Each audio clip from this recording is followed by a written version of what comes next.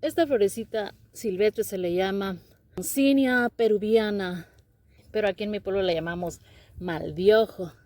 Y no por lo que quiera decir su palabra, pero lo que pasa es que en la década de los 60, bueno, que yo me recuerdo, ah, pues muchos niños tenían conjuntivitis, incluyéndome yo.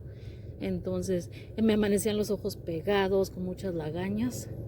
Y entonces le atribuían que uno se enfermaba por causa de esta hierba, que los niños agarraban esta florecita y se la pues tallaban, bueno, se agarraban el ojo y entonces les daba esta enfermedad que creo que era conjuntivitis, pero ellos le llamaban mal de ojo, igual que esta florecita le llaman aquí, pero en realidad que es Cinia peruviana.